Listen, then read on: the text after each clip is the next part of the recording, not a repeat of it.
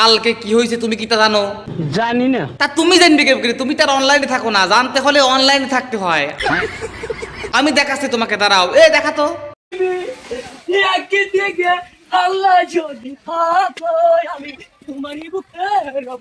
দেখো, একজন কণ্ঠশিল্পীকে ধরে নিয়ে যাচ্ছে পুলিশ। মাগো, তোমার মতো হয় না কেহ আমার বুকে টানি। আরে স্যার, বাকি গানটুকু তো অন্তত শেষ করতে দেন পুলিশটাকে, শিল্পীটাকে, আসামিটাকে। ছোট কালে বাবা হারাইয়া আরে আমরা একজন জ্ঞানী গুণী কণ্ঠশিল্পীকে হারালাম। ইয়া পাইলাম না। আরে দেখুন দেখুন, পাশের পুলিশটা কিভাবে ডিপ্রেশনে চলে যাচ্ছেন ওনার গান শুনে। প্রথমে এই শিল্পীটার কষ্ট দেখে চোখের পানি বেরিয়ে এসেছিল, পরে এর গান শুনে আবার চোখের পানি পকাত করে ঢুকে গেল।